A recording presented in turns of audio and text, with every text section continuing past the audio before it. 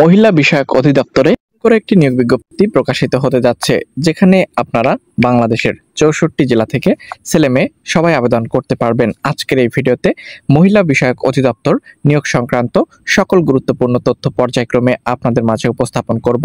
ভিডিওটি চাকরি প্রত্যাশী সকল প্রার্থীদের জন্য গুরুত্বপূর্ণ।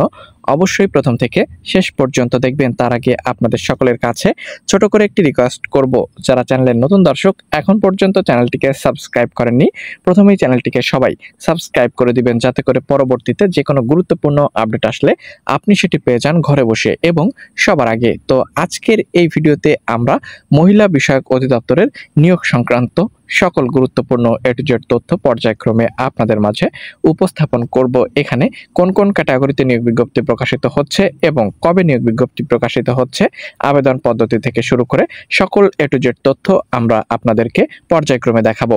অবশ্যই ভিডিওটি না টেনে প্রথম থেকে শেষ পর্যন্ত দেখুন এবং যারা যারা আমাদের চ্যানেলের নতুন দর্শক অবশ্যই চ্যানেলটিকে সাবস্ক্রাইব করে দিন। বন্ধুরা, দেখতে পাচ্ছেন এখানে গণপ্রজাতন্ত্রী বাংলাদেশ সরকার মহিলা বিষয়ক অধিদপ্তর, Eskaton garden road, Dhaka. Official website www.dwa.gov.bd।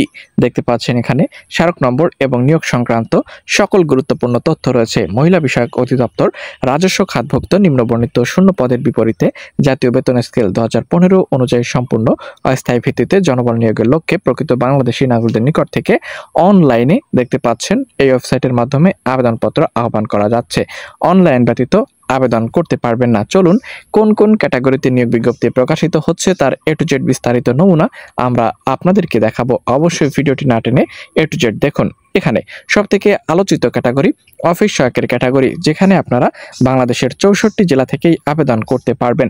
দেখতে পাচ্ছেন 8,250 থেকে 20,010 টাকা বেতন, যেখানে 500 প্লাস ক্যাটাগরি থাকবে এবং শুধুমাত্র এসএসসি পরীক্ষায় উত্তীর্ণ হলে আপনি বাংলাদেশের 64 জেলা থেকেই এবারের সার্কুলারটিতে অ্যাপ্লাই করতে পারবেন।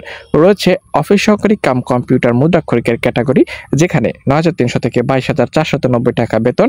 এখানে 100 প্লাস ক্যাটাগরি থাকবে, যেখানে 9,300 থেকে 22,490 টাকা বেতন এবং এখানে আপনারা শুধুমাত্র এইচএসসি পরীক্ষায় উত্তীর্ণ হলে 64 জেলা থেকেই আবেদনটি করতে পারবেন।